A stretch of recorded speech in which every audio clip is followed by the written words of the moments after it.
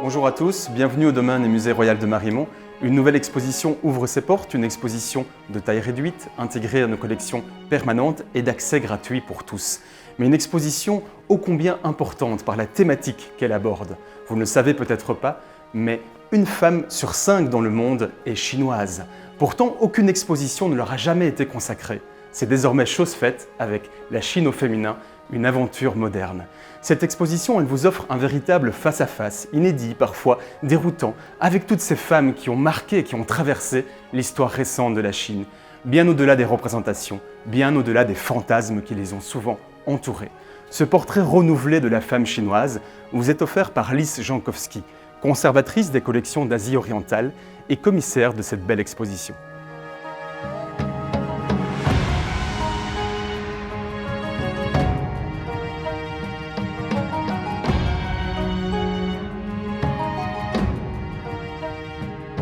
Bienvenue dans l'exposition La Chine au féminin, une aventure moderne au musée royal de Marimont.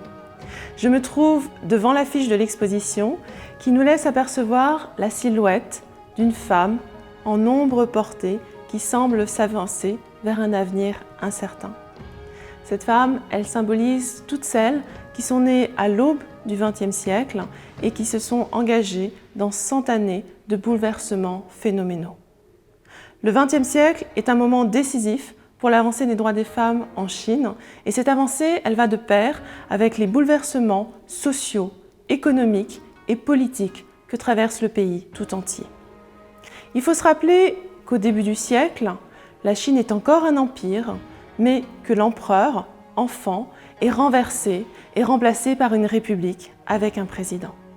S'engagent ensuite plusieurs moments de guerre, guerre contre le Japon, puis guerre civile. Et c'est seulement en 1949, avec la fondation de la République populaire de Chine, que s'ouvre un nouveau chapitre qui bouleverse 2000 ans de tradition.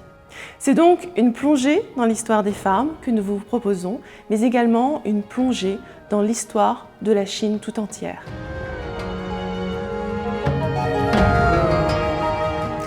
Au tout début du XXe siècle, la Chine est gouvernée par une femme, l'impératrice Cixi, l'impératrice douairière qui a commencé à régner à la place de son fils. Mais contrairement à ce qu'on pourrait imaginer, même si une femme est au pouvoir, la société chinoise obéit à un ordre patriarcal. L'autorité est détenue par les hommes et les deux sexes sont séparés dans la vie quotidienne. Les hommes s'occupent de la vie à l'extérieur, vont travailler, tandis que les femmes restent à l'intérieur des demeures. Elles s'occupent d'élever les enfants, de donner les soins aux beaux-parents, mais surtout de filer, de tisser et de broder. Les motifs colorés que l'on voit sur les robes qu'elles portent ont toutes un sens particulier. Ce sont des motifs qui traduisent les aspirations individuelles et collectives de ces femmes. La pivoine symbolise l'amour, les papillons, la fidélité et la grenade, une famille très nombreuse. Leur vie dépend des hommes, elles doivent respecter la règle des 3 obéissances. Obéissance à leur père, puis à leur mari, et enfin, lorsqu'ils décèdent, à leur fils aîné. Leur place est donc codifiée et malgré leurs bijoux et leurs parures magnifiques, les femmes restent prisonnières d'une société où chacun doit rester à la place qui lui a été désignée.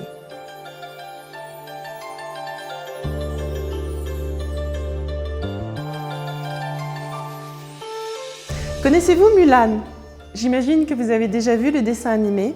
Mulan est une jeune fille qui s'engage dans l'armée et qui part combattre les invasions mongoles pour remplacer son père. Mulan n'est pas la seule femme guerrière dans l'histoire chinoise. Il y en a d'autres. Il y a toute une famille, les femmes de la famille Yang, qui vont partir au combat pour remplacer leur mari décédé pendant la guerre. Cette histoire des femmes de la famille Yang, elle est très souvent racontée dans les spectacles de marionnettes en Chine. Il y a ce personnage de la femme guerrière que l'on peut voir ici. Elle est courageuse, très douée et aussi un peu magicienne. Elle ne correspond absolument pas au portrait idéal de la femme remarquable. Car les femmes remarquables sont celles qui respectent 4 vertus. Un maintien correct, un langage approprié, un amour de la vie domestique et surtout une pureté sexuelle qui fait qu'elles se suicident plutôt que de devoir se remarier lorsqu'elles deviennent veuves. Imaginez que pendant 2000 ans, ces femmes remarquables ont été le modèle pour l'éducation des petites filles et ont façonné leur vision de la vie féminine.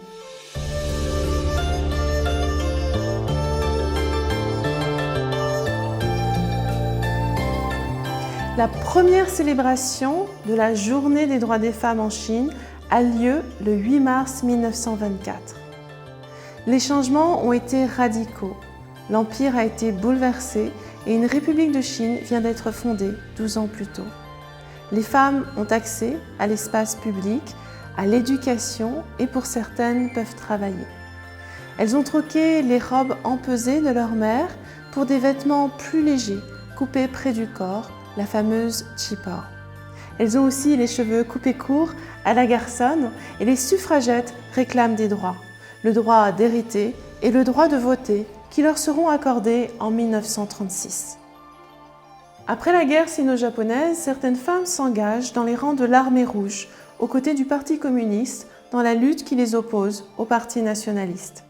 Elles participent aux actions d'espionnage et de guérilla.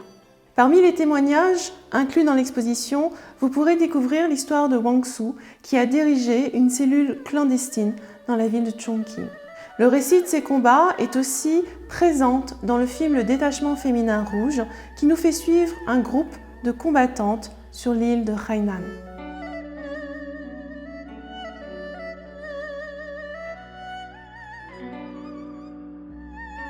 En 1949, Mao Tse-tung proclame la République populaire de Chine. La première loi de ce nouveau gouvernement est une loi sur le mariage. Chaque femme est libre de choisir son conjoint. Cela permet d'interdire les mariages arrangés et la polygamie. Mao Tse-tung dira « Ce que les hommes peuvent faire, les femmes peuvent le faire aussi ». Les artistes d'État vont donc représenter les femmes dans des situations viriles, comme sur l'affiche derrière moi. On y retrouve l'ouvrière, la paysanne et la militaire, qui sont les 3 catégories sociales de cette nouvelle société. En dessous d'elle, on peut lire le slogan « Les femmes portent la moitié du ciel ». Ces affiches, produites dans les années 70, étaient distribuées en grande quantité dans les unités de travail et pouvaient ensuite être données aux employés. On les retrouvait ainsi dans les intérieurs intimes où l'on affichait ces slogans politiques.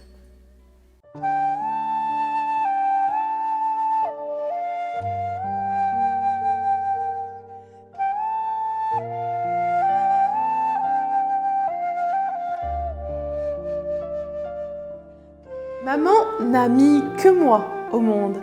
C'est ce que nous dit cette affiche qui représente une petite fille très heureuse dans les bras de sa maman. Cette affiche, produite dans les années 80, nous rappelle que la politique de l'enfant unique a été d'actualité en Chine jusqu'à tout récemment.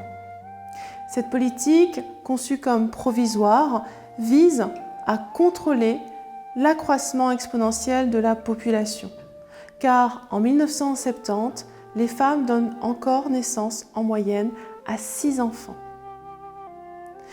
Dans un pays où une famille nombreuse est un signe de félicité, cette politique ne pouvait pas être très populaire.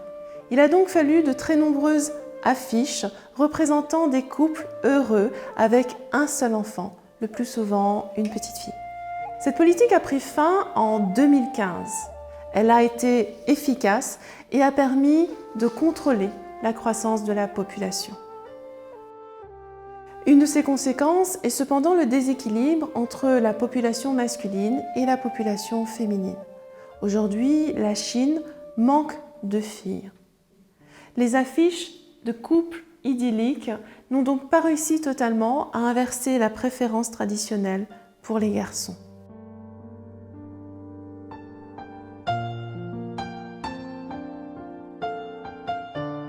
Les femmes photographiées par Liang Kuolong sont toutes centenaires. Elles habitent à Taïwan, mais pour certaines ont dû quitter la Chine continentale au gré des bouleversements politiques.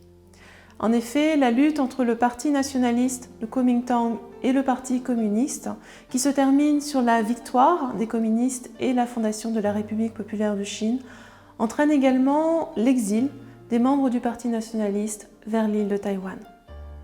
La grande histoire a donc impacté la vie personnelle de ces femmes. Face à ces portraits, nous vous présentons également deux œuvres de l'artiste contemporaine Zhou Wenting qui incarnent les normes esthétiques et visuelles en vigueur aujourd'hui. Parler de la femme chinoise, c'est prendre le point de vue de l'altérité pour s'interroger sur nous-mêmes. Je vous remercie de nous avoir suivis et je vous engage à venir directement découvrir l'exposition et à poursuivre la réflexion.